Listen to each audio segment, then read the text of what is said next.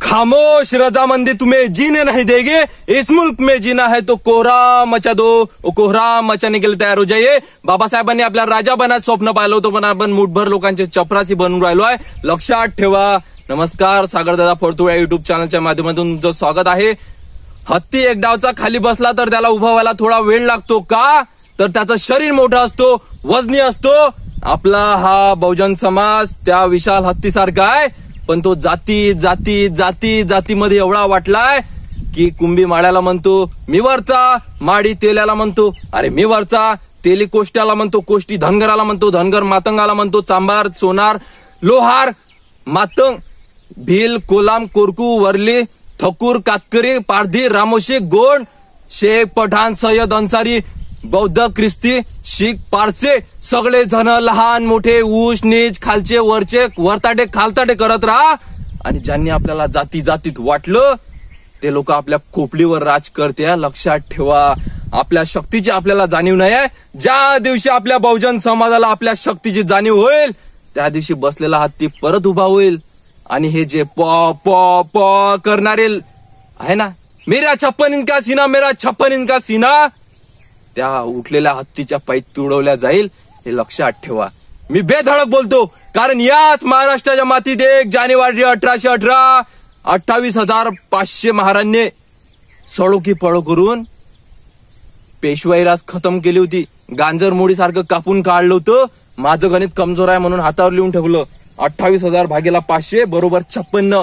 56 इंची छाती कोणाची झाली? तुमची आणि माझी झाली. आणि ते खोटारडे लोक मेरा 56 इंच का सीना, मेरा 56 इंच का सीना कोणाच्या बळावर म्हणतात? तुमच्या आणि माझ्या बळावर. का? तर आपण त्यांच्यासाठी गुलामी करतोय. आठवण करा, आपल्या मताची आपल्याला जाणीव नाही आहे. आपल्या मताची आपल्याला जाणीव करावी लागणार आहे. आपण 85% बहुजन आहोत. आपण सर्व बहुजन आहोत. राहुल गांधीचं पण वक्तव्य ऐकलं असेल मांग, जिसकी जितनी संख्या भारी उसकी उतनी भागीदारी. आपण सर्व बहुजन आहोत ना, 85% बहुजन आहोत. अरे ते नेहमी आपल्या मागे लागले राहतात. अरे आठवण करा, 1950च्या आधी आपल्याला मंदिरात सुद्धा प्रवेश नव्हता, पण बाबासाहेबांनी संविधान लिहिलं, आपल्याला अधिकार दिले. आपली जबाबदारी होती संविधान वाचण्याची, पण आपण संविधानाचा मार्ग सोडून त्यांच्याकडे लागलो आणि गुलामगिरीत घुसलो. बाबासाहेबांनी संविधान दिलं, आपली जबाबदारी होती संविधान वाचण्याची, संविधान टिकवण्याची, पण आपण ते पूर्णतः पाळली नाही. अरे आठवण करा, अरे त्यांचं एकच धोरण आहे, एन केन प्रकारेन. ते कोणत्याही मार्गे असो, कोणत्याही प्रकारे असो, त्यांना फक्त आपल्यावर सत्ता गाजवायची आहे. हे आपण लक्षात नाही ठेवलं, आपण विसरलो आहे. बाबासाहेबांनी आपल्याला राजा बनण्याची संधी आपल्या हातात दिली आहे, सोपवली आहे, पण आपण ते सार्थक याचं करायचं आहे. हे आपण लक्षात ठेवलं पाहिजे. अरे त्यांच्या पिढीतच योग्यता नव्हती संविधान लिहिण्याची. सरदार नेहरू, पटेल, गांधी यांनी का नाही लिहिलं संविधान? काय का अस्पृश्याच्या हातून संविधान लिहून घेतलं? त्यांच्यात योग्यताच नव्हती. आणि आता त्यांचीच नालायक पिलावड संविधान मिटवण्याच्या भाषा करताय. एक गोष्ट सांगा, मी बाबासाहेबांच्या रक्ताचा नाही पण विचाराचा हो. विचाराचा माणूस कधी दगाफटका करत नाही. रक्ताचा माणूस गद्दार होऊ शकतो पण विचाराचा नाही. लक्षात ठेवा. ते लोक संविधान मिटवण्यासाठी लढाई लढताय, पण आपण संविधान वाचवण्यासाठी लढाई नाही लढू शकत. एकत्र नाही होऊ शकत. असं करून जमणार काय? की खाली बसून जमणार?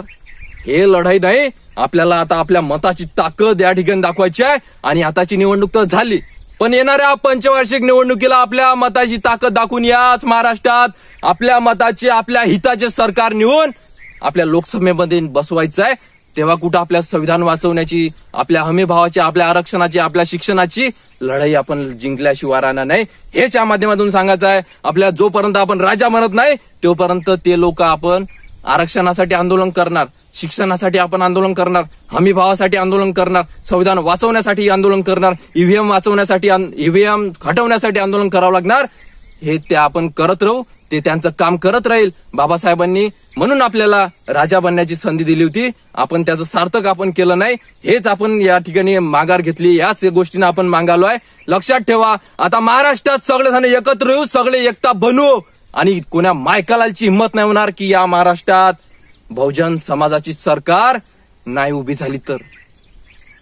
होळ बांधतो नाही उभी झाली तर. आपण माहित आहे काय, आपल्याला संधी जरी राजा बनाची दिली पण आपण प्रजा म्हणूनच खुश आहे. हेच मोठी शोकांतिका आहे. अरे आठवण करा, किती दिवस गुलाम म्हणून जगता, किती दिवस गुलाम म्हणून राहाल. स्वातंत्र्य मिळालंय, अमक्या टमक्यानं थोडी दिलं स्वातंत्र्य. आपल्याला संविधानानं स्वातंत्र्य दिलाय, आपल्या बाबासाहेबांनी आपल्याला संविधान दिलाय, स्वातंत्र्य दिलाय. त्या स्वातंत्र्याचा आपल्याला आस्वाद घ्यायचा आहे. आस्वाद कसा? पिझ्झा बर्गर खाऊन आणि उलटा चष्मा पाहून हे स्वातंत्र्य नाही. माय अख्खं वावर विकून टाकलं तर कोणाच्या गळ्यातलं तेवढं सोनं आहे ते सोनं घालून फिरणं हे स्वातंत्र्य नाही. महागाच्या गाड्या घोड्या घेऊन फिरणं हे स्वातंत्र्य नाही. लक्षात ठेवा. अरे ते लोक दिवस रात्र कष्ट करतायत संविधान संपवण्यासाठी.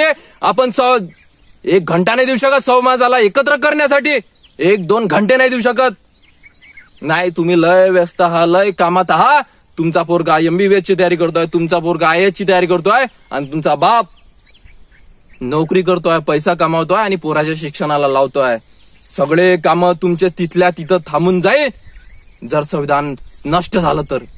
म्हणून आपल्याला एकत्र यायचं आहे. कारण आता पुन्हा निवडणूक येणार, पुन्हा घोषणाबाजी करणार की सगळे हिंदू एकत्र व्हा, एक व्हा. आपला मुसलमान शत्रू आहे, आपलं वैर मुसलमानाशी आहे, आपलं दुश्मनी फक्त मुसलमानाशी. हे घोषणाबाजी करणार, आपण त्यात गुरफटणार आणि पुन्हा दंगेबाजी करणार आणि त्यांना निवडून देणार. हे नालायक धंदे सोडा, बाबासाहेबांचे विचार स्वीकारा, संविधानाला वाचा. एवढंच या माध्यमातून सांगायचं आहे. व्हिडिओ आवडला असेल तर लाईक करा, सबस्क्राईब करा. धन्यवाद. जय जिजाऊ, जय शिवराय, जय भीम.